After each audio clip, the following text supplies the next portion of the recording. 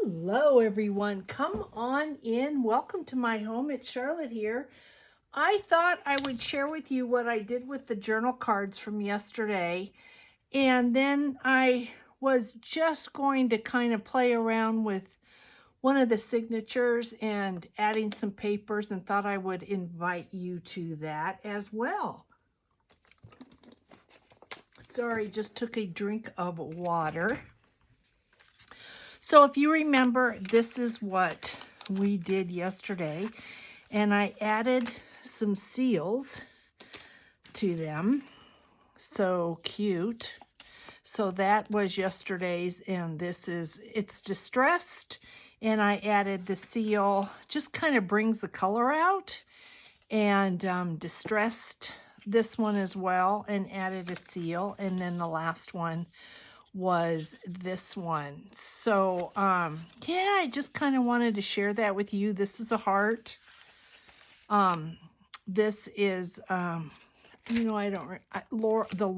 laurel wreath, and this is another heart. So those are done, and I'm very happy about that. And our next video after this one is going to be to create these. I took the rest of my scraps and created these little this little card and added a seal. So hopefully you can see that we are going to be doing this in the next video. This will also be the index card, because that's what this is. It's an index card of 4x6 that was folded in half. I thought that turned out so cute. So I wanted to tell you, I've got 3 signatures here, but what I wanted to show you is, and I don't do this, okay? So I ironed this. I ironed these pages, and they're not completely flat, you can see. But I wanted to see if I could get them flatter. Here is one that is ironed. Here is one that is not. So both have 10 pages in them. So that's the difference. If I let it go, I don't know really if there's a difference ironing or not ironing. So what I wanted was just to get it flatter, and I do think it is flatter. I think it's smoother. It is smoother in texture, but I will say that I think you could probably achieve the same thing by just putting some weight on this for, a couple days. So this is signature 1. Not that it will be signature 1 in the book, but this is signature 1, and I need to get an idea of how fat these are going to be. So I found this card that I thought was pretty cool, but I think it is going to be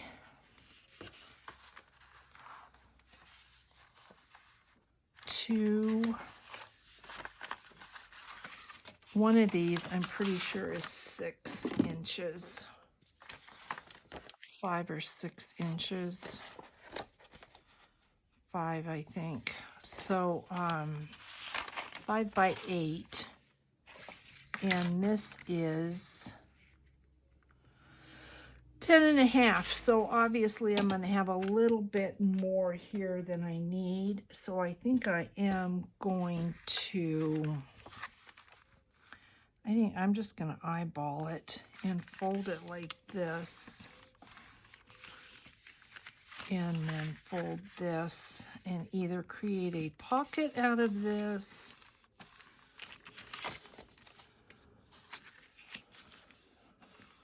or just a flip out. So I think I'm going to do that with this. And then I found this, which I just thought was so cute. This is pretty old, and it's a little bit beat up, but I like that. And it comes from an old workbook, but what caught my eye was the word claw. And so I think I want to use this. It has been written in, which I think makes it even better. And this is 5 by 8. So I think what I'm going to do is cut just the tiniest bit off the bottom and off the edge, but I think it can't go in the book like this, because if it does, this is just going to rip. So I think what I'm going to do is take some packing tape and just put some packing tape down the center, so that possibly I can keep as much of this as I can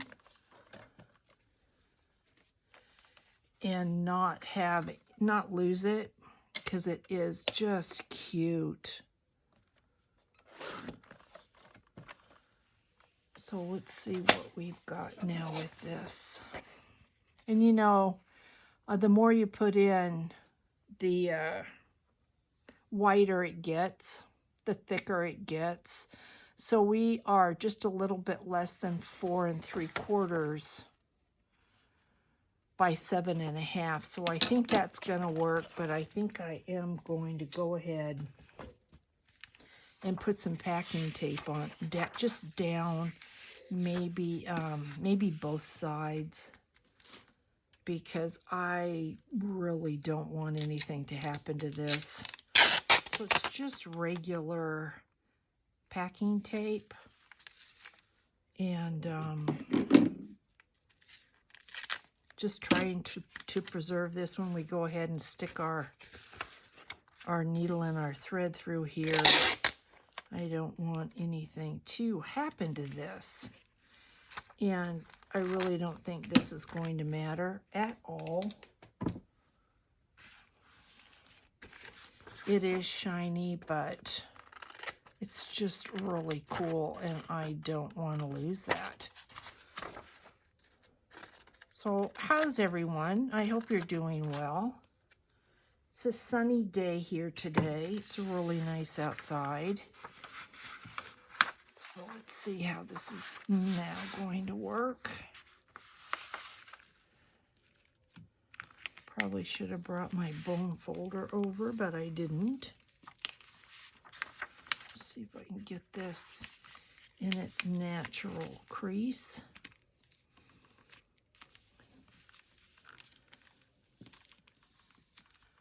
I do have this though, so yeah, I think that's going to help a lot. So we've got that piece there.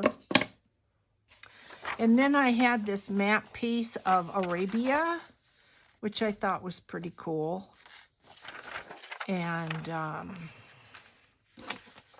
this measures, I've got a grid mat and I really need to bring it out. Okay, this measures 9, so I think what I'm going to do with this is fold this, maybe I fold this down to there, and then fold this back, and we can attach something to this so that we will have a flip out. So we will do that with that page. And then I came across this. I mean, how cool is this for this type of a book? I really, really like that, the Stone Age. And I think I'm going to keep this, and so we are at 9 1/4. So how best to use this? I think probably this way. We will just fold this and use it like that. I think that's going to work really, really well. And then we have just a standard piece of lined paper. And then we've got some German paper. Now, I spent 3 years in Germany, but I cannot read German. So I look at this and I say, oh my goodness, well, I have absolutely no idea what this says. And we are probably a good 5 inches here, and we are 5 1/2. And we are 5.5 by 8.5. So this, I want to put this in there. I just think it's really interesting, and I'd like to put it in like this. So I think if I cut the border off, I'm going to be okay. So that's what I'm going to do with this one, is I'm just going to cut along that natural border line right here. And I think I might go ahead and just flip it up and create a couple little pockets.